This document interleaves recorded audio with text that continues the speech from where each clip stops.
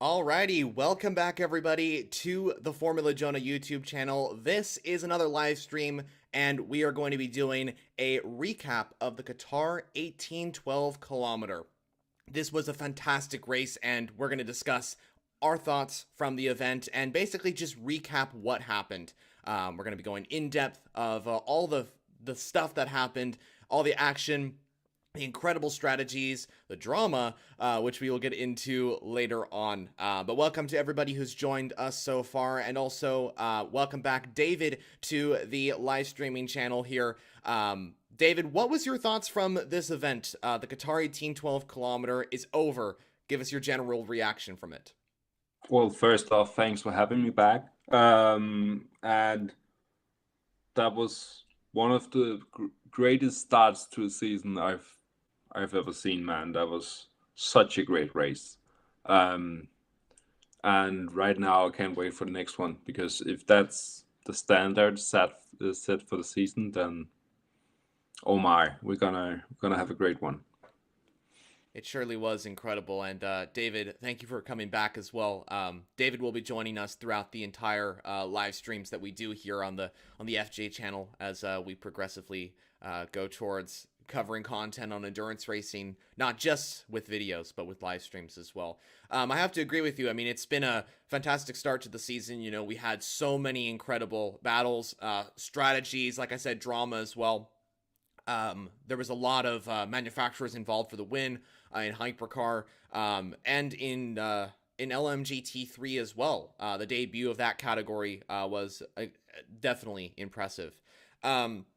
But welcome to everybody who's joined so far. I see a lot of people in the comments. That's why I'm looking over here. I see everybody in the comments saying hello, welcome to the live stream here. We got 20 or so viewers so far, and that will go on as we progress with this live stream.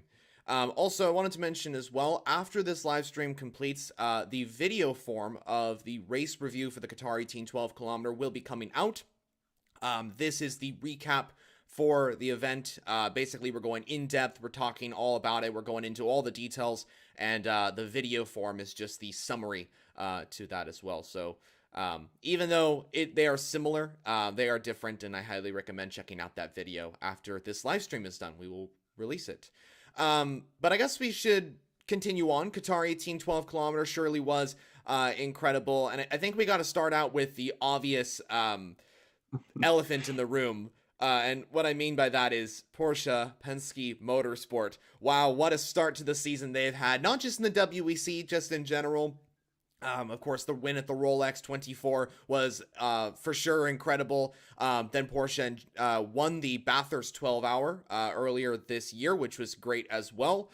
And now we come to Qatar, and they take pole position and win the race. David, as a Porsche fan yourself, what does this mean to you to see Porsche Penske Motorsport do so well, win this race, and what can they achieve going forward? I mean, you could say that it's almost expected with Porsche. Um, like, that team is always gonna win no matter what. It seems like right now, like, the world and the other teams can throw whatever against them, but they're just gonna pull through and win. They're doing so well right now, and I believe that they will be one of the biggest contenders for this year's Le Mans. And honestly, they could be really dominant in the endurance racing this year. It seems so, like winning, yeah, as you mentioned, Daytona and Bathurst, and for the first race of WEC, also winning that after, and not only winning it with cars 1, 2, 3. That's amazing. I mean, they have been, like, I think the number 5 car took one more pit stop than everybody else and still finished third. That's impressive. So for sure that 963 is fast right now, and I think it's gonna stay like that for the rest of the season. Yeah, Porsche have truly had a great start to 2024, and I will be coming out with a video kind of explaining how they have done this and what they have done so far, which definitely will be cool to watch. That's coming out later this week. But Porsche in general, as you said, David, I mean, they've had an incredible start to this season. And to secure 1, 2, 3 in general was just absolutely incredible. And to be fair, I mean, Peugeot was in a position to get second and spoil that 1, 2, 3. So Porsche kind of inherited the first, second, and third. Of course, we'll get into Peugeot's drama and all that sort of thing as we progress with this live stream. But I would define Porsche's win, Porsche Penske Motorsports win, and their entire success they've had so far this year as consistent. They've been super consistent this year. Wins just all around in endurance racing, and very reliable as well. The 963s in general have been very reliable, besides the number 38 car, which we will get into in just a little bit. But we'll start out, I guess, with the beginning of this race, the start of this race. Just want to let everybody know, the number 5 Porsche started on pole position, Matt Campbell at the wheel.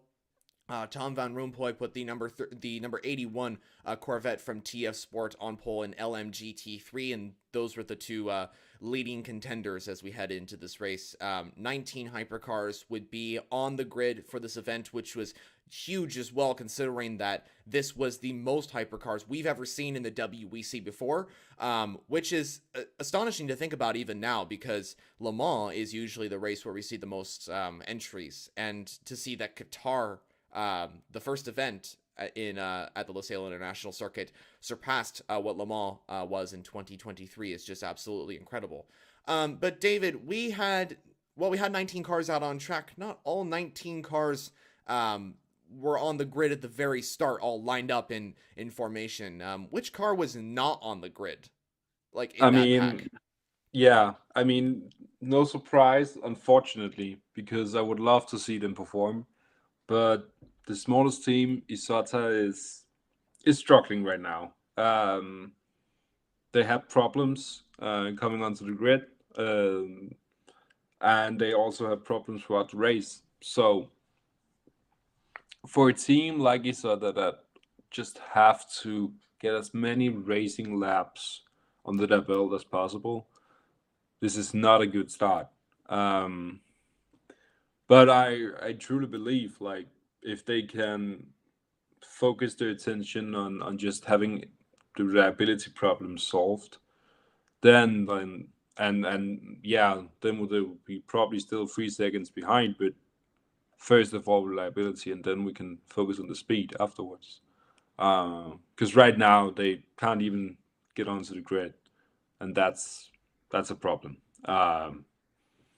So yeah, it wasn't the perfect first weekend for Isotta, by no means at all. Yeah, Isotta Fraschini didn't have a perfect start to the weekend, as you mentioned. The car did stop and wasn't able to make the rest of the field. But then again, viewers, we have to remember that Isotta Fraschini is not just new to the WEC, but they're new to endurance racing, to prototype racing in general. We have to remember this manufacturer hasn't been in motorsport since like the 20s or 30s. I mean, they competed at some of the very first Indy 500s back in the late 1910s. So it's just, we have to remember that this is a reborn manufacturer. They're going to need time to get up to speed. This was always going to be a learning race for Isotta Fraschini. This was never going to be a come out of the box and we're going to be competitive fighting with the likes of Ferrari and Porsche. This is a small brand compared to the likes of Porsche, who has backing from Volkswagen and Toyota, for example. So yeah, but the good news is that Isotta Fraschini was able to get that car going again, and by that I mean specifically Jean-Carl Vernet was able to get the car going again. The driver at the wheel had some sort of hybrid battery issue on the formation lap, as we have been mentioning, but the car got going again. It just couldn't make the rest of the 18 hypercars out on track, so that's why it wasn't involved in that. But eventually, it did catch up closer to those manufacturers, which is good. But anyway, we just wanted to mention that before we got on with the race start itself. So as we headed down into turn one for this race, of course, it was a pretty clean start all around. There was a small incident between the number 2 Cadillac and the 94 Peugeot. But in terms of like LMGT3 is pretty clean. Hypercar in general was kind of clean. Like I said, that 94 Peugeot and number 2 Cadillac did make contact, and I think the 83 Ferrari may have been involved in something like that as well. So not necessarily clean, just mostly clean. Yeah, honestly, like for endurance race, like especially 10 hours, there weren't that many retirements True. and crashes and problems for cars. It was actually very smooth. So it promises for a very consistent with high quality racing season. Um, and I mean, up until the end, like the top five were also between the fastest cars, not only the cars that didn't suffer any problems. But we'll get on to that ending because that reminds me of a different year in WEC on a different track. That was crazy. But yeah, very smooth first race.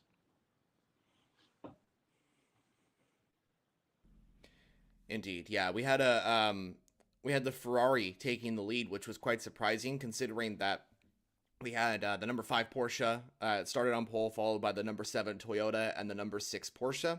That 50 Ferrari started fourth on the grid and got the best start out of all the top four, which is pretty impressive. Miguel Molina going around the outside of not one but two cars and taking the lead. Very commanding stuff from Ferrari, of course, had to get that car out in front. And in general, the 499Ps were not really that great on BOP. They didn't really suit the changes made, but still they seemed to be pretty competitive. You know, the 499Ps in general looked to challenge for overall victory. I mean, 50 Ferrari out in front for the first couple of laps, which was great to see.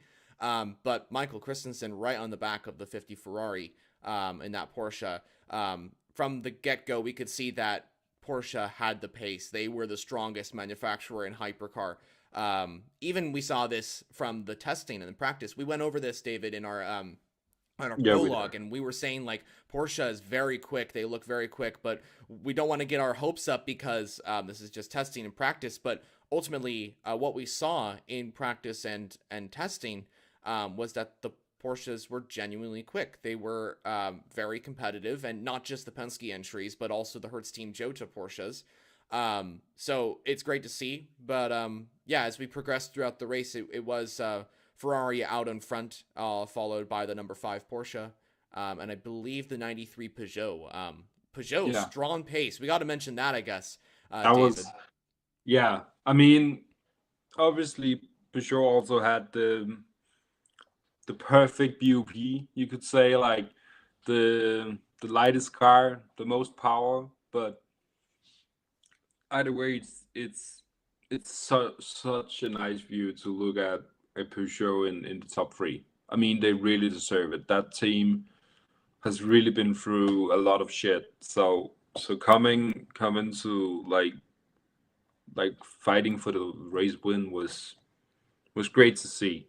But yeah, as you mentioned, Porsche being, I wouldn't say the dominant car, because the Ferrari, the number 50 Ferrari, actually pulled away a bit in the start of the race.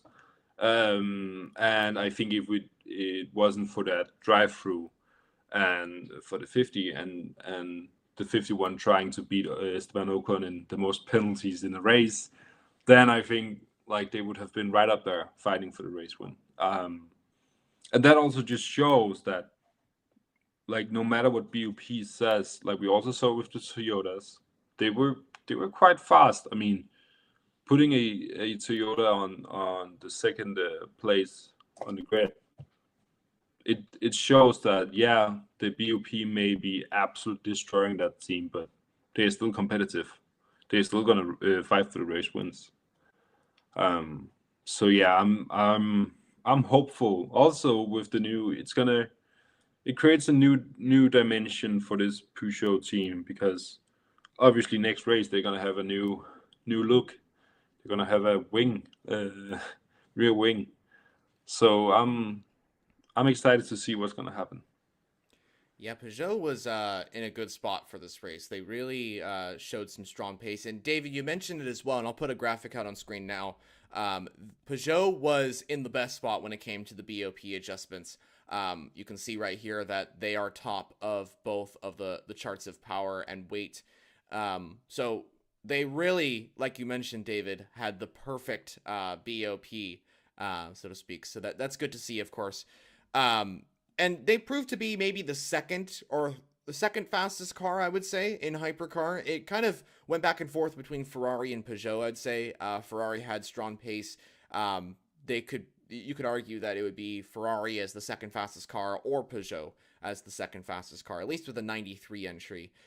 Speaking of the 94, speaking of Peugeot in general, that 94 car, Paul di Resta being turned around at the start by the number 2 Cadillac, contact at the start, which really hurt the 94 Peugeot's race. Peugeot in general was looking fast. The 93 car was doing really well, but the sister car, that 94, was not having a good race. I mean, I think they went No, into the pit lane later on as well, and they had some sort of mechanical issue, which set them back by quite a few laps. And while it was good on one side of the garage, my point is that it wasn't really on the other side. yeah, yeah, and you're right because like that 94, I think of all the problems in the world for a motorsport team, they got him this weekend.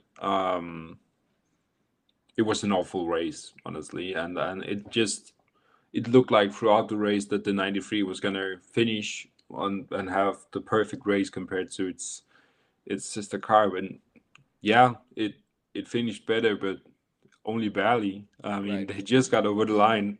So um, I'm thinking in hindsight, maybe there's still problems for Peugeot that they haven't cleared up. I mean, I think Jean-Eric Verne talked about running out of fuel. One thing that you just can't do in an endurance race at this level is run out of fuel. Yeah. Like, so it's a bit embarrassing for a team like Peugeot to run out of fuel, and that's why they threw away a number 2 place on the podium. That's which would have been the highest finish for that team in Hypercar. So a mixed bag of emotions this weekend for Peugeot, definitely. For sure. Yeah, it was that the final part was definitely sad. But we'll get into that in just a moment. Um in this first part of the race, they were looking very strong. Nico Mueller making the overtake on Michael Christensen in the number 5 Porsche, and then again on the 50 Ferrari. He was on a charge. Like, that was a very impressive drive from Nico Mueller in the first part. Took the lead for Peugeot, which we haven't really seen since Le Mans. Le Mans was the last time they were like seriously in contention for the overall victory, which again was very surprising. But Peugeot out in front, and it's not like that they were dominant over the other manufacturers, but they still had the lead, which is quite impressive for a car that is in its last iteration before the changes come for Imola with the rear wing and the downforce level. So it's very impressive to see, and I think that they had a very strong race, and maybe that's down to the BOP, but I think it's also there's two other factors as well on the subject of Peugeot. One is that they already made a step forward in performance with the 9X8 Hypercar, and hopefully they'll continue to do so with the massive upgrades they bring from Imola onwards. But another thing that I think a lot of people forget about, at least in the comments section from what I've seen from the WEC and from others around, is that this track really suited the 9X8 Hypercar. Very smooth surface, very flowing circuit as well. The 9X8 typically does well on these type of circuits. We saw that at Portimao. The Peugeot 9X8 was very quick. Portimao was more of a roller coaster ride, which seemed to be okay for the 9X8. But combined with the performance of the team getting much better, combined with the Peugeot going pretty well here at Qatar, and then also combined with the BOP, meant that Peugeot was in a position to take wins and all that sort of thing. But Yeah. anyway, yeah, let's move on from Peugeot, I guess, because I don't know. Let's move on towards the next part of this race. We've been talking about Hypercar. We've been talking about just the Peugeot, the Porsche, Ferrari battles out in front. But what about LMGT3, David? We had the Porsche 911 GT3R versus Corvette for the lead. What did you make from the start for the new category of GT racing? I mean, it could be said as the perfect start. We had Porsche being, I mean, back in the place they're used to being in GT racing. We had Aston Martin fighting for the overall victory, not overall, yeah, but in GT. We had Corvettes, we had a rogue Lexus. Uh, so like honestly, GT racing is back, and not that it was ever really gone, but like with so many new cars and the racing being so well. I mean, we had Valentino Rossi uh, being on the podium with BMW, and I will remember this comment like a coming over the radio to him and saying that your battle is on TV, like race well like now, man. But like the GTs are, I think I was a bit scared that they took out the LMP2s because it like the LMP2 class had put out put up such a great show of racing and yeah, the Hypercar we knew they're gonna fight like hell and race really well, but what is the GT series gonna be like and stuff like that? So, but they really delivered. Um, I think just Lexus needs some side mirrors because it seemed that they couldn't see anything coming up the inside. Yeah, Lexus didn't have a good race. It's clear that they were impacted by the BOP. They were the heaviest car in the field, but really a nightmare race for the Lexus GT3. Sorry, the Lexus GT RCF GT3. I have to remember all these names. It can be kind of confusing at times. But yeah, Lexus really wasn't doing well. You know that they didn't really have a good race. Porsche and Corvette at the start were looking very competitive. Those Aston Martins, very quick as well. We knew that Aston would be somewhat quick with the new Vantage GT3, but I didn't expect them to be fighting for overall victory consistently with the likes of Porsche. And maybe even Ferrari, who were pretty quick with the Vista AF Corsa entries. But yeah, Manthey Racing took the lead from Corvette. In the first couple of laps, they were out in front. And yeah, the LMGT3, it was like David, you mentioned that it was kind of like risky to know, like, is it going to succeed? Is it going to be what the prime days were of GTE? And I think that it's shown that it can be, which is great to see. I mean, so many manufacturers involved in this. There's 9 manufacturers. That's something we haven't seen in GT racing for quite some time. That many manufacturers. So I think it's already proven that it can succeed GTE or LMGTE as the category was called. Um, but yeah, pretty impressive stuff from LMGT3 so far. Like David and me mentioned, there was a few manufacturers that didn't do so well, Lexus in particular. Ford didn't really have a good race either. But then again, we have to remember as well that Ford and Lexus are brand new manufacturers with these cars to the WEC. That goes the same for McLaren and I think what's another manufacturer, BMW as well. Mm. They haven't been in the WEC for quite some time, where manufacturers such as Porsche, Ferrari, Aston Martin, and so on have already been racing in the GTE categories in the last year and beforehand. So they already have a bit of experience. And what I mean by that is the teams already have experience Yeah, with, like, I don't know, for example, they have Corsa or I don't know, what's another team? TF Sport and D Station. So yeah, all these teams do have pretty good experience. But anyway, moving on from LMGT3, their race continued on, and Hypercar continued with Peugeot on in front. But I think we have to talk about Ferrari now, and the downward spiral, as we mentioned. I wanted to make sure we got in the part where Ferrari were succeeding at the start, because mm. unfortunately there was just a lot of bad moments for Ferrari across this race. It just didn't go the way that the Ferrari AF Corsa entries would have liked, and the results just wasn't the day for the factory cars. Yeah. No, I feel like they took a bit too much inspiration from the F1 team.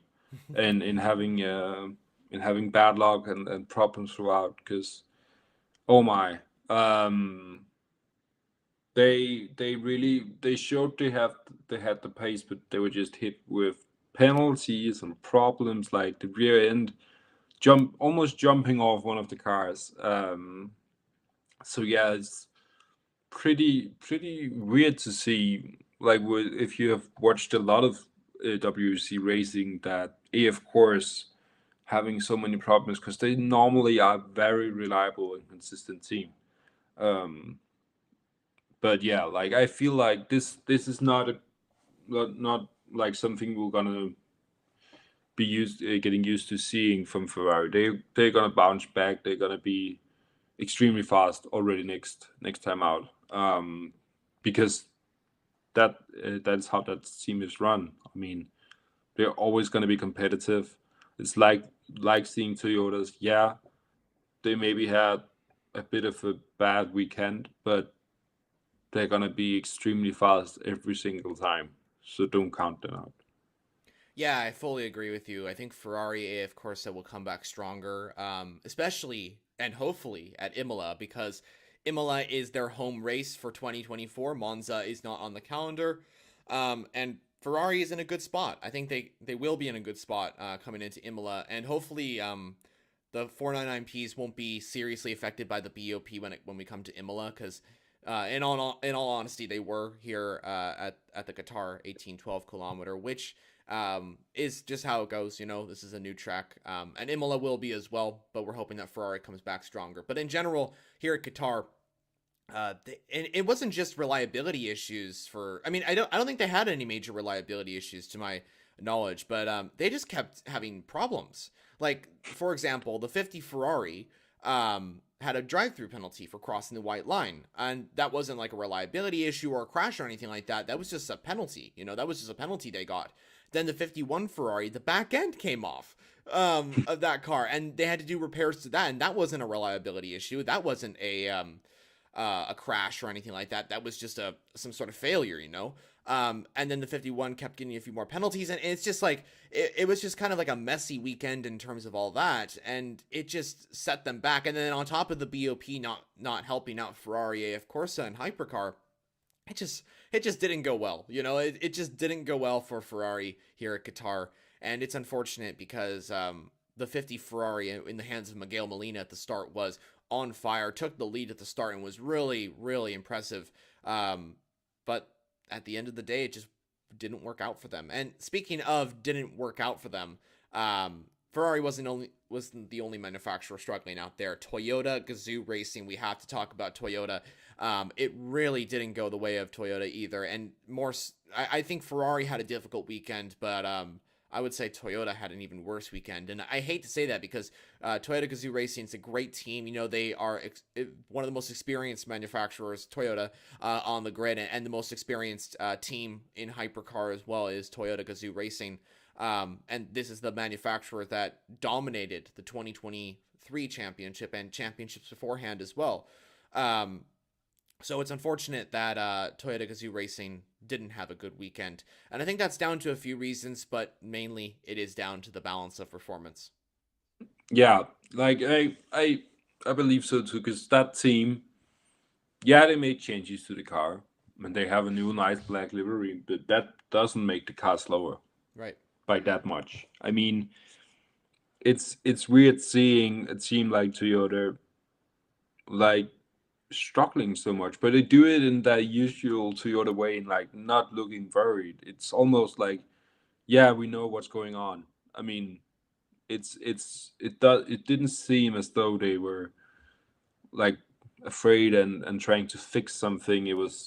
It seemed like they thought, yeah, it's down to BOP. We are gonna suffer this weekend. Right. Um, but honestly, like for a first race of the year, with new BOP, new cars, teams developing their cars. I mean, it's pretty great set so far. Obviously, there's going to be tweaks like we saw with Ferrari and Toyota. Be they're going to be a bit more easy on those two teams, but yeah, definitely a weird weekend seeing Toyota being down in the midfield, fighting for positions instead of up in the top. But let's not forget they qualified second on the grid. I mean, they still are a very fast team, extremely consistent, extremely well-oiled machine. So I I wouldn't count them out. Just as Ferrari. I mean, don't forget about this team because they are gonna come, and when they're gonna come hard.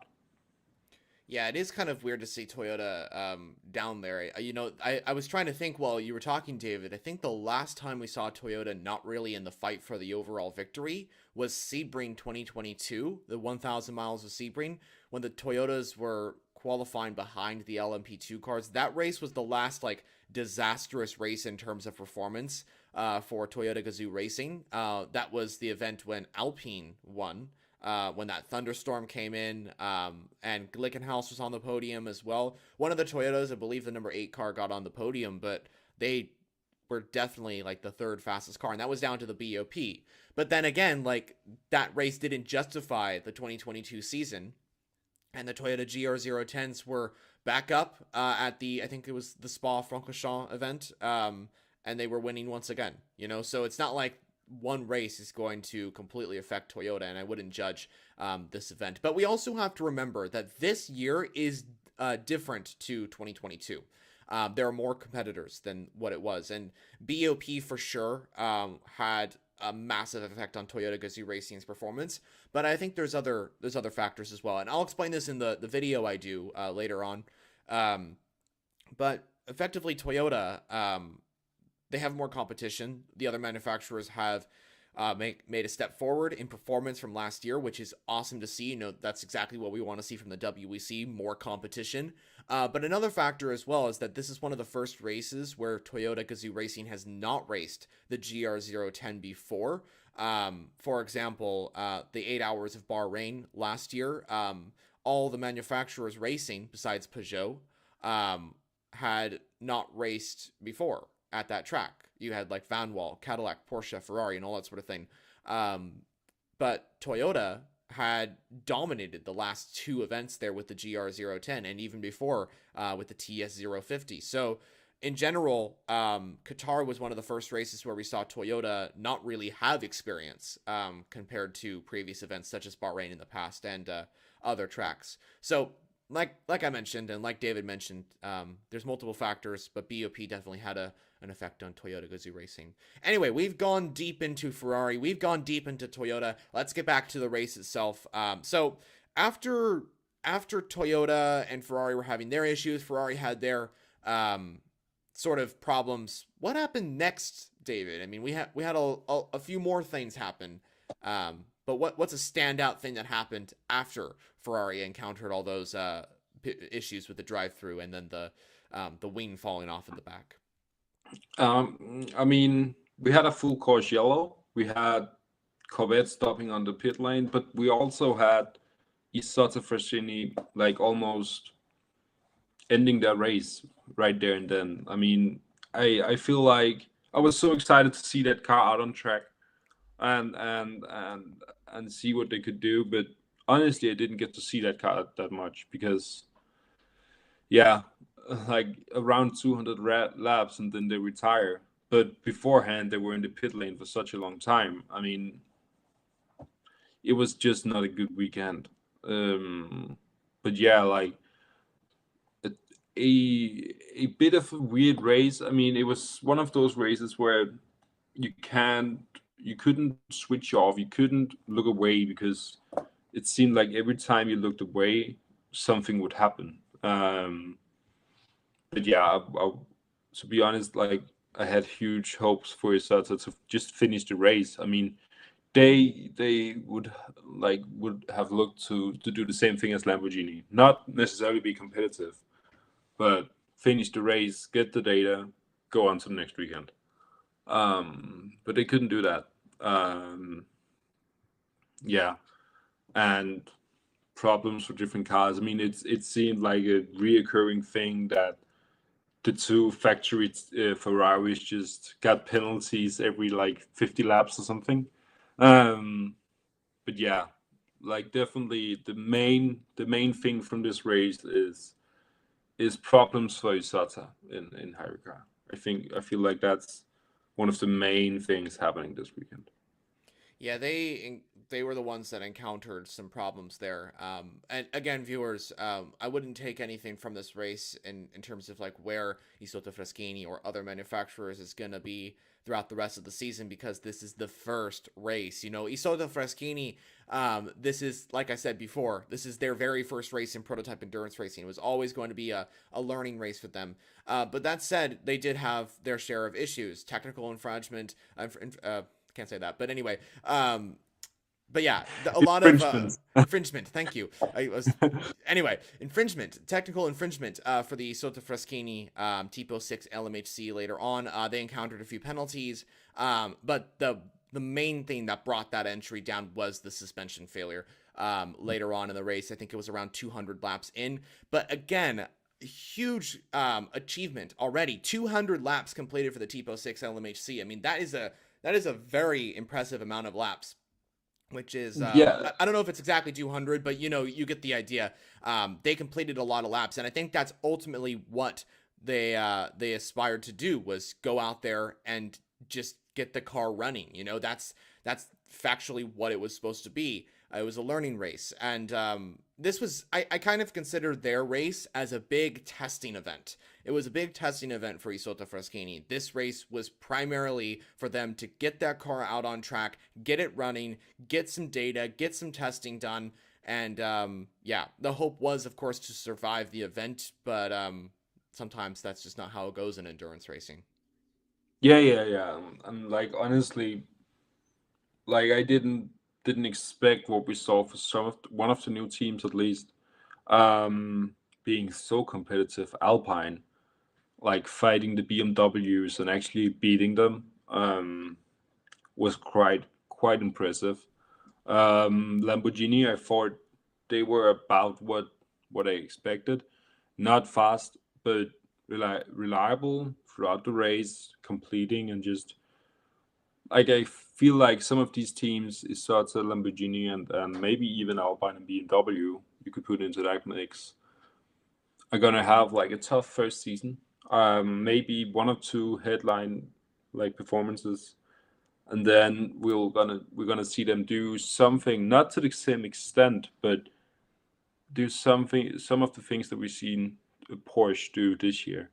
Come in fighting and have a lot better performance whilst also having a reliable car. So like yeah, for these teams, first year, it's just one big testing session. Um, of course, Le Mans is going to be interesting to see how many of these new teams are going to complete the race. And honestly, if you complete Le Mans, you're pretty sure of having a great finish.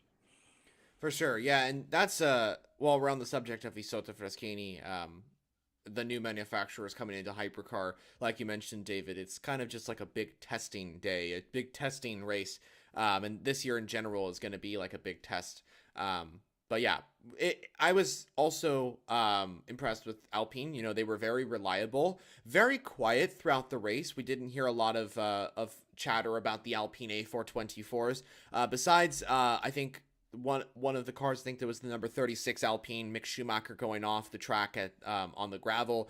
Thankfully, the car didn't really sustain huge damage or anything like that, so that was good. But besides that, Alpine had a very quiet race, but a very consistent race at the same time. No huge reliability issues. Out of the new manufacturers, I was a little disappointed to see how, I wouldn't say bad, but just disappointing how BMW performed.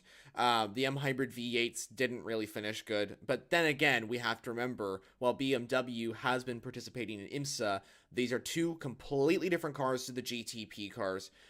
These are also two cars run by a completely different team compared to the team that runs in IMSA's GTP class, which is Rahal, Letterman, Lenigan. This is Team WRT, which raced in LMP2. First time they've ever competed in Hypercar before.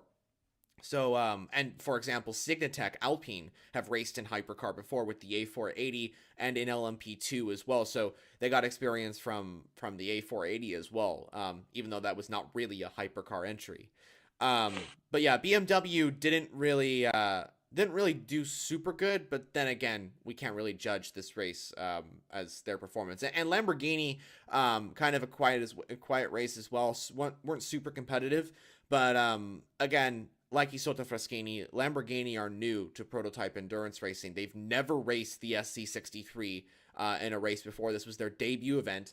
And also Lamborghini in general, like I said, brand new to all of this. So let's give all these manufacturers the benefit of the doubt because we don't know what their performance will be like as we continue on with the season. I hope that this race was good data for all these manufacturers, all these new manufacturers as we head throughout the season, and hopefully we'll see them come back stronger at the 6 hours of Imola, which takes place, of course, in April.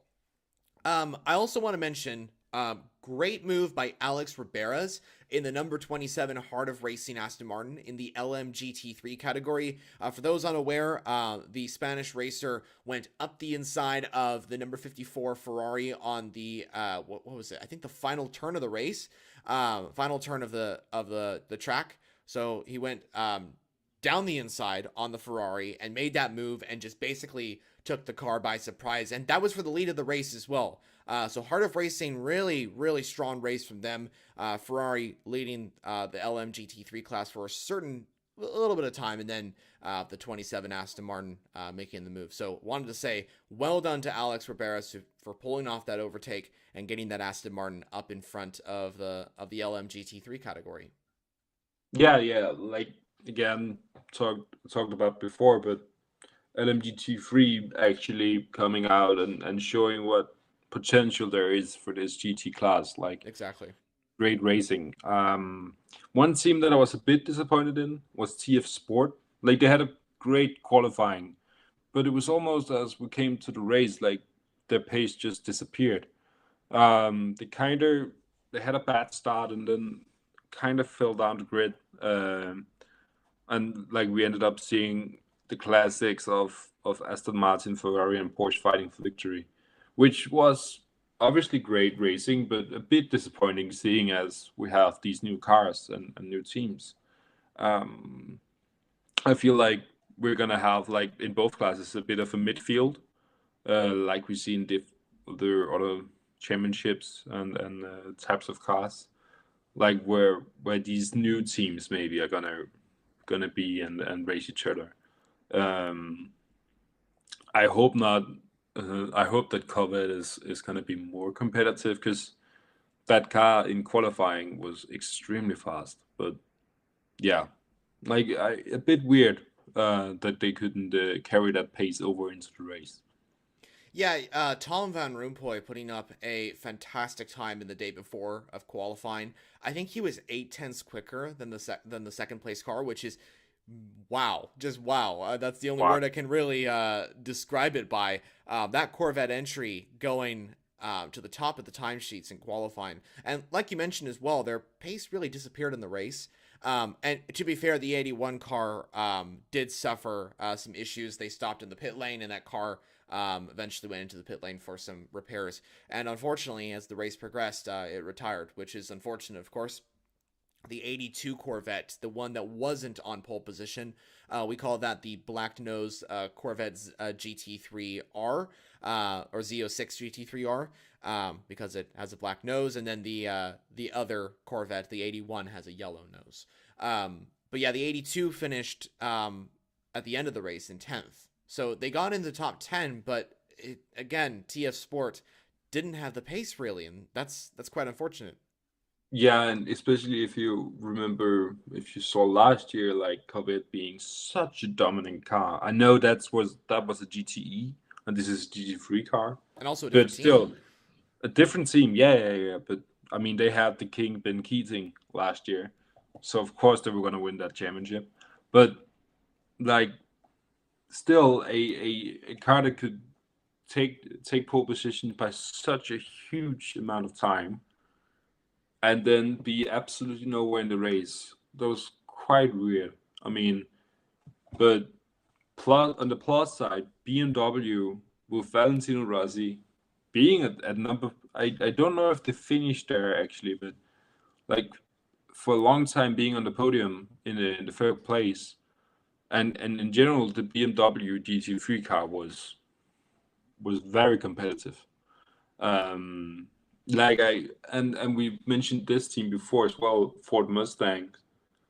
Yeah, they I feel like qualifying hit them quite badly because honestly, race pace wise, they came back a bit. They actually had some pace throughout the race, especially the number 88 car were really fast throughout the race. So yeah, like I feel like the new teams Ford, McLaren, Lexus, BMW as well, but that like I feel like Ford and Lexus is gonna be the teams that is gonna suffer the most this year. On mostly Ford because of its completely new car. Like the other teams these have these GT3 cars racing in other series beforehand. Right. So that new Ford Mustang is gonna be a difficult challenge for I feel like it's proton competition. Yeah. Yeah, we'll see with the Fords. I of course, as an American, I want to see Fords do well. It's a brand new car. I mean, it's a Mustang racing and endurance racing. How cool is that? But realistically, I don't know if they're going to be able to compete. I agree. We'll see. I mean, compete for overall victories consistently. We will see though. Maybe BOP will help them out. Maybe they'll be faster as we go on through the season. We never know. We never know with GT racing. It's always impressive. One more thing on GT. Gotta say, got a point on the topic of BMW. Out of all the new or returning manufacturers from GT, and this is not counting the brands such as Chevrolet, Ferrari, Aston Martin, and Porsche, who raced in the GT AM category last year. BMW was in the best position. I believe they finished fourth and sixth. The 46 car, which is the Valentino Rossi entry, or one of the drivers is Valentino. They finished in fourth, and the 31 car finished in sixth. So in the mix there, the BMWs and Lamborghini. They had an okay race, but they just weren't really in the fight for the win. And I think one of the Iron Dames drivers, I think it was Sarah Bovey, pointed out that they would like to, of course, be there, but they're just not really competitive in terms of the thing. And don't quote me there because I don't know if she said that. But in general, Lamborghini they were best of the new manufacturers in qualifying, but in general in the race they kind of were just there. They didn't really fight for the victory, which is okay. And this is the first race. Remember, viewers, that we don't know exactly where every manufacturer is going to be. But I do have to say, in LMGT3, BMW was quite impressive out of those new or returning brands, as the BMW entries beat the Ferraris, at least one of them, the 54 car finishing in fifth and the 55 in seventh. So yeah, BMW, very strong pace. Yeah. Honestly, yeah. The Lamborghinis I know from Michelle Gadding. She mentioned that it's a bit of a new experience. They came from the Porsche, which yeah, and a GTE. Like we have to remember there is a difference between GTE and GT3. For sure. So it's a new car. It's a learning curve they have to go through. But we know these, especially the Iron Dames car. It's an incredible fast lineup they have. Like really well-oiled team as well. We have to remember it's Aaron Links running that team, and they are running the Lamborghini car for Hypercar, so and GCP. Um, so yeah, incredible professional drivers. Sarah Bowie, one of the after Ben Keating, maybe fastest bronze drivers on the field in the field. So I'm expecting when they learn that Lamborghini GT3 car, Hurricane, I think. Getting to know that car, then they're gonna be up fighting for race wins again. But right now, new car, learning experience. Yeah, I would hope to see Lamborghini fighting for wins in LMGT3. I mean, they were very competitive over in IMSA with Iron Lynx and Iron Dames, of course, entering into the Michelin Endurance rounds. But we'll see. We'll see with the LMGT3 class. It's definitely going to be an exciting championship. And one more point I wanted to mention as well as we progress throughout the race, the number 27 Heart of Racing Aston Martin did have some sort of spin, which lost them the lead to, you guessed it, the number 92 Pure Racing Manthey Porsche. Porsche back up in the lead of LMGT3. And it's no secret they basically just stayed there for the rest of the race, and it was a pretty dominant one. But yeah, I think we got to talk back about Hypercar. We've been talking about LMGT3, which is great to see. But David, we have to talk about the drama, I guess you could say, with the Porsche entries, which is interesting because Porsche were having such a good race. You know, they were having such a good race with the 963s from both Penske and from both Hertz Team Jota as well. Yeah. I believe Proton competition was there or thereabout, but they weren't really like in the fight consistently. But Hertz Team Jota and Penske, very strong race that they had. But they had their share of problems. And it wasn't really like a crash or something like that. It was more just like, now that you put that face, I think the number 5 Porsche did have an issue. I just remembered that. But number six, yeah. was it But the 6? Okay, yeah. I one of the entries went off at the gravel. I think it was it the 5 or was it the 6? Oh my. I know the number 5 car had the vibration problems at the start of the race, and then the number 6 got hit by the rogue Lexus at the end Right. of the race. And that's what exactly I was going to mention, is that was the most intense moment, because while it didn't really affect the car like going spinning or crashing out or something like that, it was contact that resulted in the number panel coming off. And David, I think we got to talk about this because this was there was speculation over like, are Porsche going to be have to force to go into the pit lane? Will they have to go into the pits to serve this? And would this eventually lead to them losing the race lead to Peugeot or maybe Hertz Team Jota? This was a very intense moment of the race. And what happened? I mean, like obviously they pitted for a new sticker, which was such a funny look. For sure. But like, it's a classic example of the race is never done before it's done. Like, you in endurance racing, you can't expect that you have won the race before you're over the line after the set amount of time that you have to drive. So like I feel like it was one of those moments where, yeah, okay, if they finished the race and they got a penalty for not driving with a number panel, Right. then it would have been such a stupid mistake when they had the time to fix it. Porsche Penske is a extremely professional team and know what they're doing. So I expected them to change it and make a solution, but for a moment there they didn't do anything. It wasn't mentioned by anybody. It was just something like all of a sudden the number 6 car had a hole in the side of the car, and almost nobody noticed until like the very end where they made the stop for a sticker. So yeah, pretty weird situation, but ultimately they got out of there and won the race, of course, by still a good amount of time. I think it was 30 seconds when coming out of the pit. So yeah, pretty For good, sure.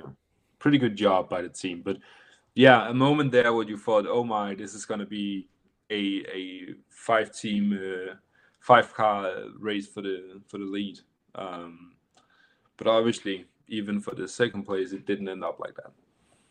Yeah, nothing really came out of that, but it was still intense beforehand. You know, I was thinking like Porsche Penske Motorsport has done such a great job. I was really hoping that they would win this, considering that Porsche Penske's never done it before. It would break so many records, and it would just be incredible. But this was like a very scary moment because the rumor was that they would have to be in the pit lane for quite some time to repair the damage.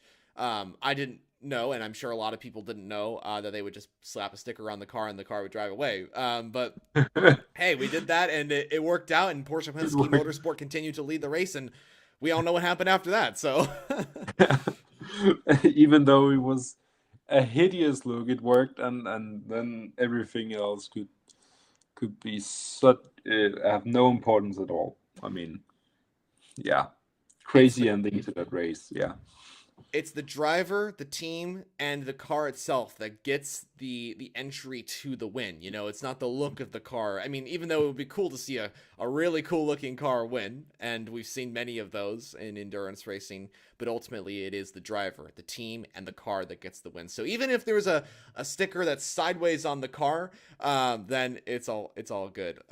So yeah, yeah. but One of the greatest tools in the garage is tape. So, I mean, they maybe also want to have stickers all over the garage just to make sure they would have numbers. I'm just gonna point this out too. I believe the Porsche Penske Motorsport Instagram account even has on their logo, on their profile picture, they have a sticker of the number 6 on the profile, which is really funny and really a cool thing to put on there. But just wanted to point that out there. But Penske was not the only one encountering an intense moment. Hertz Team Jota's number 38 car, which was running such a good race. You know, Hertz Team Jota, by far, this was their best race in Hypercar. The 12 car was running really well. The 38 doing the same around 5th or 6th position, holding off the customer Ferrari in a battle with the Cadillac as well. But then the car went into the pit lane. And it just stood there. And initially, we thought like maybe it's just a pit stop or like a refuel or all that sort of thing. But the car didn't leave. It didn't leave the pit stop. It just stood there. And we were trying to Yeah, figure out like what is going on with that gold Porsche 963. And eventually, we found out it was some sort of electrical issue that ultimately stopped the 963. Couldn't allow it to continue, and the officials came over. There was conversations between the team and the officials, and they were trying to figure out like what is going on with the 963. Kind of get back out into this race and get back into a position to fight for the top 5 or whatever. But ultimately, what happened was that the car was not classified in the end, and it couldn't get back out there, which is such a shame for Hertz Team Jota, considering they were doing so well. yeah. In Hypercar with this electric system, the hybrid systems, they have this light in the car, and if that shines red at any moment, they have to stop the car because that means that there's a problem with the electronics, and that's what happened. Like, and then you can't touch the car, you can't work with the car. You have to have uh, the officials over, and you have to make the safety jump. We saw Oliver Rasmussen do this, jump off the car. I mean, it looks funny, but I can assure you that he's not happy to do that. Um, but obviously, like with electronics, like there's such a huge safety protocol that they have to follow. Um, and unfortunately, that hit Hertz Team Jota, and it's something we've seen with these even in the LMP1 days. Like these cars doesn't break down because of something with the engine. It's often the hybrid systems that can handle the pressure. Yeah, you're 100% correct. It's these cars are technically advanced. They have very different mechanics. They work very different to the cars of Group C, for example. When it was just they raced out on track and there's a mechanical issue and all that sort of thing. There's a lot of tech involved now, and like you said, hybrid and all that sort of thing. So it's unfortunate to see the 38 car retire like this, but it's just how it goes. That's endurance racing. And while we're on the subject of a car, really just the disappointment for a car retiring, that wasn't unfortunately the end to the disappointing retirements, or the disappointing results, I guess we could say, because Yeah. this was one of the most intense moments and the most dramatic moments of the entire race. And David, I know you and me were talking about this before we got on the stream, of just our just disappointment to see what happened to the Peugeot 9X8 Hypercar, which was in second position, remember. They were being chased down in the final 3 or so laps by the number 12 Hertz Team Jota Porsche, the number 5 Porsche. There was a battle for second position between 3 cars. We got the idea of who was going to win the race, of course, but the battle for second was so intense, and it was like, come on, Peugeot, get this second. You know, we were hoping that car would just maintain its speed because it was losing grip because of the tires. And then the unexpected happened. The complete unexpected happened when the car slowed down. Yeah, like over the radio, that sentence, we racing fans, endurance racing fans, have heard it before. I have no power. That sentence, and you know, when it comes 3 minutes, like it was on the last lap. It was on the last lap, and that sentence comes, then you know it's a historical moment because we saw it before. We have seen it with, I mean, Peugeot can go down to the Toyota garage and ask how it feels, because that's the same thing that happened for them. Like Le Mans 2016, wild race, and this is up there for me. I mean, that ending is one of the most bittersweet feelings in the world. Like, it was such a sad moment. Even if you don't support Peugeot, you have to feel for them, because like that's in it, and it's embarrassing that this is, as I've heard, a fuel problem. I don't quote me on that, but a fuel, they didn't have enough fuel to finish the race. Thankfully they just got over the line, but that's just such a sad moment. For sure. It was definitely reminiscent to what happened to Toyota in 2016. And I'm looking at the comments section as well, and Biscotti mentioned that it also happened to WRT and LMP2 at Le Mans 2021. I remember that one very clearly, you know, where that car was in a position to get a really good result, and it just didn't happen, of course. Le Mans, of course, is different. You know, losing the win at the 24 hours of Le Mans, the final lap, a 24-hour endurance race. I think it was the penultimate or final lap of the race. I can't remember. Penultimate lap, and a matter of fact, that was also, it would have been Toyota's first win at Le Mans. It would have been the first time Sin Master won it back in the old days that a Japanese manufacturer would have won. So that was obviously bigger, but yeah, go on. I mean, yeah, it was definitely bigger, but yeah, this one still hurt. You know, it was heartbreaking, absolutely heartbreaking. And I got to admit, I'm just gonna state this right now. I was an Audi fan when Peugeot and Audi were battling for overall victory.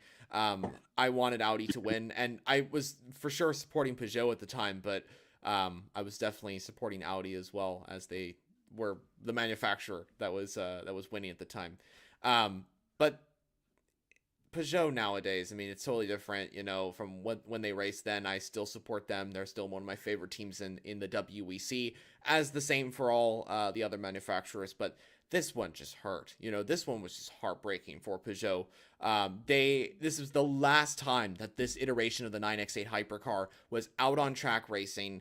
This was the penultimate lap. This would have been Peugeot's best race in the WEC Hypercar category with this car. Best results as well.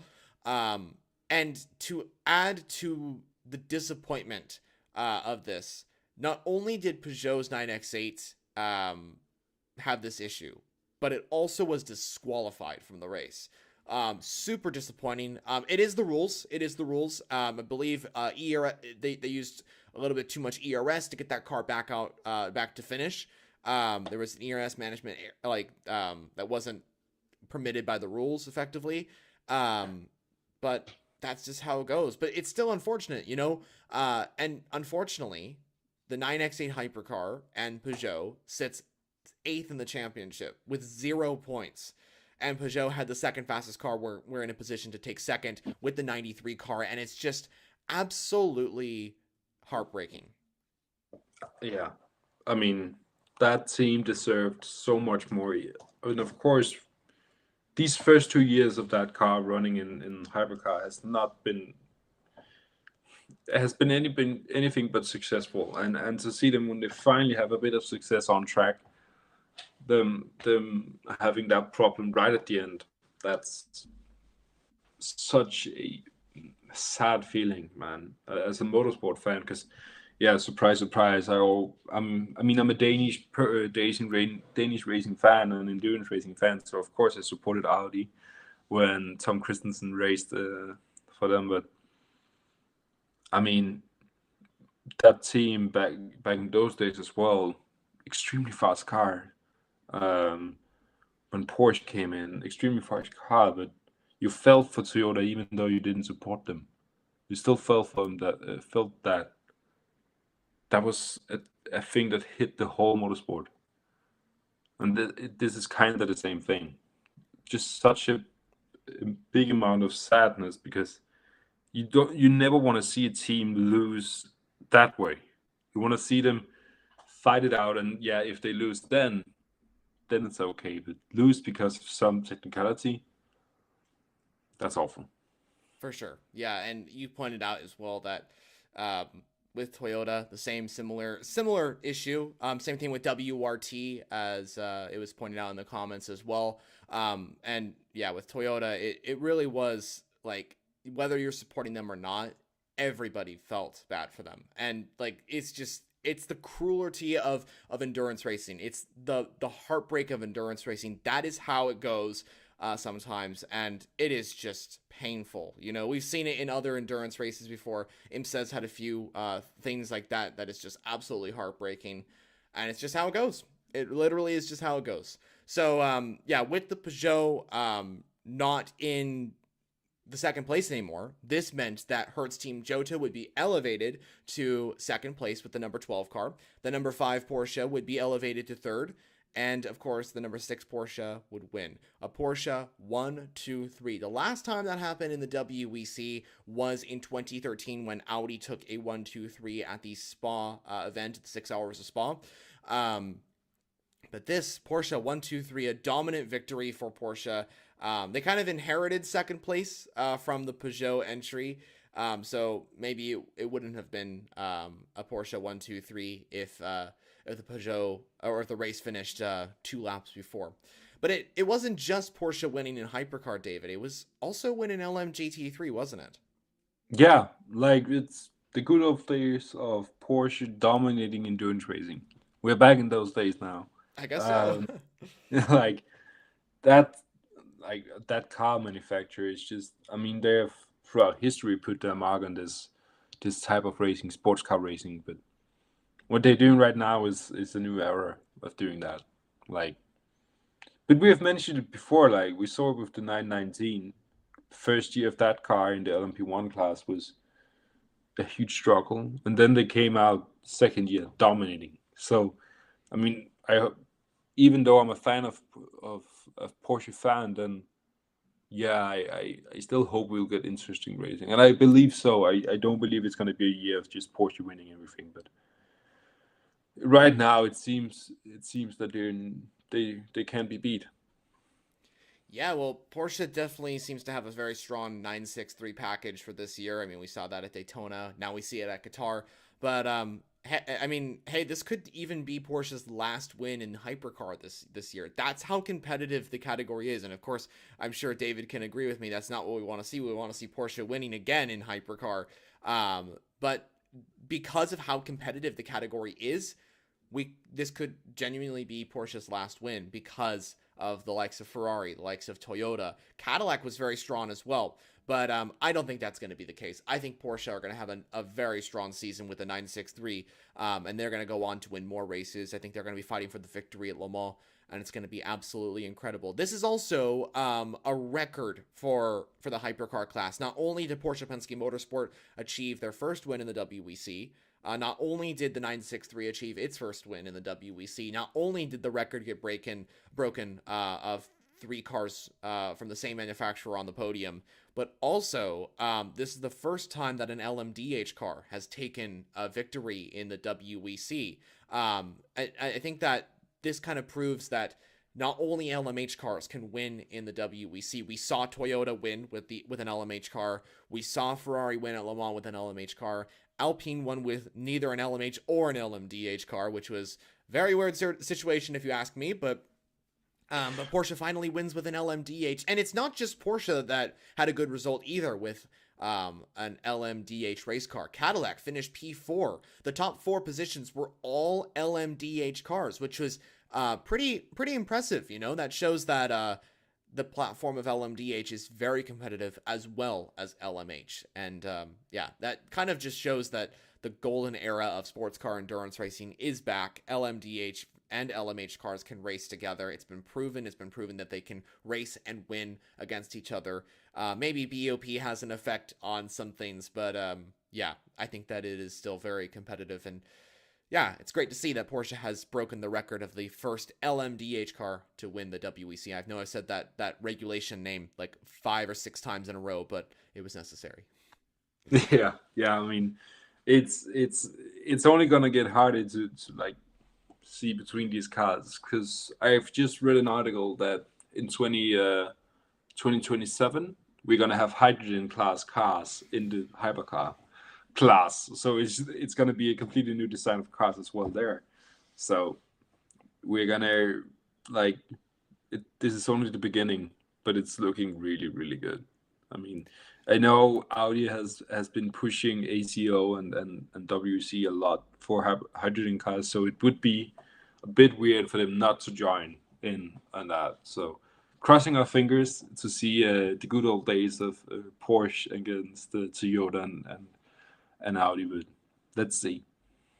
Let's definitely see. Yeah, it's definitely impressive. But that pretty much completes our Qatar 1812 kilometer recap. I don't think there's anything else that happened afterwards for the Qatar event. After the disqualification of Peugeot, I mean, we talked about that and how it was super heartbreaking to see Peugeot last in the championship. But hopefully they'll bring a better package at the 6 hours of Imola with the upgrades coming soon. But David, what was your thoughts in general of this race? Like in general, what did you think of this event as a fan of endurance racing and just, yeah. I mean, if you look away from where the track is in the world and what country we are in and Right. all the things that are there, then it's a great track. It's great for racing. It was a great event. Um, Close racing. We've seen it with Formula One, with MotoGP. So of course, when we come with as many cars as WC does, the racing is going to be incredible, and it showed. So yeah, well, I mean, I'm quite happy that this is going to be a race for WC for a long time. They've signed a pretty long contract, as far as I know. So yeah, I'm looking forward to next year as well. It's going to be good to see this track reoccur with these cars, because it's pretty good. Yeah, it was pretty good. I was kind of wary of the Losail International Circuit at first. I was kind of considering like, is it gonna be competitive? We saw the F1 race here. There's only one long straight of racing for overtakes, but in general, it was pretty good. We got some pretty good racing. I think it was a nice start to the season for the WEC, and I think it was advertised well by the WEC. I think it was put on well. I think that the racing was very competitive. In general, it was a good race. But we are done with Qatar now. This was kind of the last kind of set of videos. We do have a video coming out on the race review. Qatar is basically over now. The weekend is complete. The race is complete. We've been hyping it up for quite some time because it was gonna be a cool race, and it still is. But in general, we are heading into the start of the season. The WEC is back. The WEC season is starting up now. Qatar is only the beginning, just the spark for what's to come in 2024. The 6 hours of Imola is coming up next, and that is going to be another new track to the WEC, and it should be very, very impressive. Before we end off here, I think we had a few comments coming in. I want to make sure that we are recognizing those. We had a comment coming in from Jonathan who asked, what do you guys think about BOP in general? Looking at Toyota and Ferrari struggle, I always assume it's down to BOP, which is a shame. Difficult to determine who's doing the better job as a team. So David, what do you think about BOP in general as a system?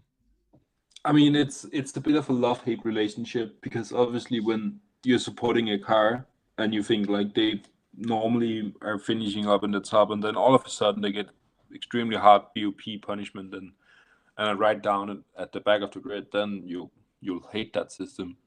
But as a neutral fan, I feel like that's it. BOP is one of the greatest things that has come to the sport for the last few years. Um, it has come with great racing, close racing. We're not just seeing one car drive away and lead by 30 seconds. Max Verstappen this first weekend of Formula One. That was so much excitement for nothing. But BOP is what makes what made GTE Pro beforehand and now Hypercar a great series and great class. Obviously, it hit Toyota and Ferrari quite hard. It wasn't as bad as one would have thought because Toyota was still fighting for positions at the top. Ferrari was still leading at some point. So, and if you need an example of how great BOP can be, then look at Le Mans last year. I mean, every single car manufacturer led at some point throughout that race. So, BOP is a great thing. It's just it's a subject that always will be up for discussion. Yeah, I think you said it absolutely perfectly. There's nothing really more I can add. I fully agree with what you said there, David. And we'll see what BOP does in the future. I think that the WEC has a better clamp on Hypercar BOP for this season. Now that we've had the second season of the new Hypercars from Porsche, Cadillac, Ferrari, and so on, and the LMDH cars are heading into their second season of WEC participation. So, in general, I think BOP is good for both GT3 and for Hypercar. So, you basically covered all the topics. We also had a comment coming in saying, will Sebring be on the calendar this year? No, Sebring will unfortunately not. David is shaking his head, and I'm saying no as well. Yes, Sebring is unfortunately not on the calendar. It was replaced by Qatar, but we will still see Sebring in IMSA as another comment came in to say that as well. And that's actually a great transition point as well. Because we are done with Qatar in the WEC, and so a lot of you, including I'm sure a lot of people that watch this channel, are wondering what is next on the endurance racing schedule. I mentioned earlier that Imola is in April, so that's almost an entire month or two away. But there has to be another endurance race before then, right? Well, I can say confidently that yes, there is. Next week, we have the big North American sports car endurance race known as the 12 Hours of Sebring. It is no longer Super Sebring as the WEC doesn't go there anymore. So honestly, I kind of prefer that, to be honest, because that means there's a little bit more content I can do on Sebring, on IMSA. I can focus more on that. But David, I guess we should probably mention as well that we are going to be branching into doing some live streams on IMSA content as well, starting off with the 12 Hours of Sebring next week. Yeah, yeah. I mean, the support for these first few streams has been absolutely amazing. So why not branch into IMSA as well? I mean, we're gonna follow it anyway, me and Jonah. So we might as well talk to you guys about it because it seems as though you like listening to us for some weird reason. But it's great. So thank you for that. That is what makes it possible for us to continue doing this because it's just a bit more fun talking to somebody than to sit here, me and Jonah. I like Jonah and I like talking to him, but it's a bit more fun when we're on stream. So yeah.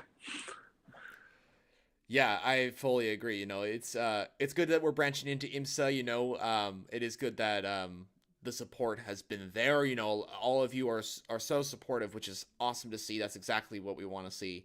We're gonna take one more question before we move on. And that comes from Pedal, who asks, what about Isotta Frascani? Do you think the car is not that slow at all, but maybe the choosing of a third-tier drivers could be impacting them in terms of developing that car? Is the Isotta Frascani car actually quick, basically, but is it being impacted by the drivers in some way? Yeah, I mean, it's too early in that process for me to say anything because Agreed. it could easily be down to BOP and reliability problems right now that makes it so that we can't see the real pace of that car. Um, I would, as a fan of that team, say this first year is a testing year, and then we'll see next year what that car really can do on track, because there's so many things that you have to get used to as a new team in the sport, and it's not just jumping into a set uh, set car like you do in LMP2, where the car is made for you. You just have to do the setups. That's not the same thing here. You have to make the car and learn hybrid systems, learn how to work as a team on top of all this. So yeah, it's too early in that process to talk about the pace. Right now, it's all about reliability and getting as many laps under the belt as possible. Yeah, I fully agree. It's definitely about learning this year. You know, this is all a learning year, and I want to point out as well that um, it's this manufacturer. It's not like Van Wall or Glickenhaus's situation beforehand. Um, Isotta Fraschini definitely has backup. You know, they have support. This is a well-funded project. This is a project that has a lot of support in the form of Michelotto and WAE Technologies coming on as well, with support through the development and just all that sort of thing of the building of the car. And Isotta Fraschini are prepared. You know, I think they are. And I think bringing in these drivers, it's really too early to tell. As David said, you know, we don't really know, and I'm not going to make any. I'm not going to judge in any way because we don't know. It's the first race that's been completed.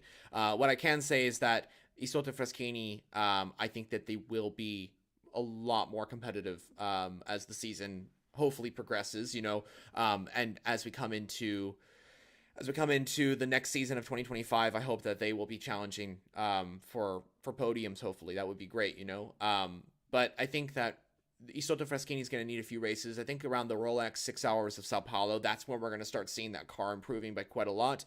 Le Mans, of course, is the big challenge for them, and hopefully they get a good season. But yeah, the more manufacturers, the better. And to see not just like the big brands of Toyota and Porsche and Ferrari in this is great, because we want to see more brands in here. And to have Isotta Fraschini is honestly a huge privilege for the WEC and for me and David, you know, to see another manufacturer in this. And of course, we want to see more, and we will see more with Aston Martin joining in 2025, with Acura Honda rumored to join. McLaren and Alfa Romeo are rumored as well. So more manufacturers, the better. So yeah, it's awesome to see. And Isotta Fraschini have the team of Duquesne on board. They were in the ELMS championship with LMP2 and LMP3 cars in the past. So they have already an endurance racing team that has experience. So that's good. And it's all just about gaining experience, gaining performance of the car, and just continuing to develop the Tipo 6 LMHC, which I'm positive they'll be able to do. Absolutely. But yeah, David, do you have any final thoughts before we kind of conclude this stream? No, it's honestly the same things as every time, but just thank you for watching, and I'll be ready for the next stream. Looking forward to it.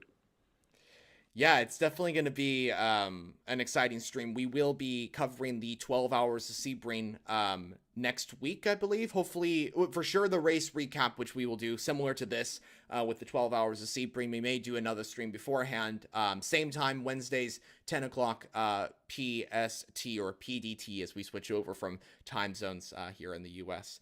But anyway, we are not done with content on the formulajonah YouTube channel. You may have seen a notification pop up. If not, the full summary of what we've basically discussed here and the video version of the Qatar 1812 kilometer is going live now as we speak. This is a good point to switch over to that. It's now live on the formulajonah YouTube channel. You can watch it. It's about 12 minutes. It's basically my breakdown of what happened. Definitely something to watch. I know it's similar to this stream, but it's different. It's different. So switch over to that video. It's the Qatar 1812 kilometer.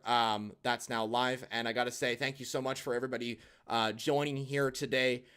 for this live stream of the recap and discussion of the Qatar 1812 kilometer. Thank you again to David for joining me to discuss this incredible endurance racing series.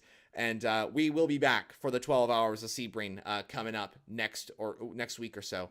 So again, thank you so much for joining us. We will see you all in the next one. Again, join over to that new video that's coming out right now. It's live on the formulajonah YouTube channel to discuss going forward. So anyway, again, have a great day. We'll see you all in the next one.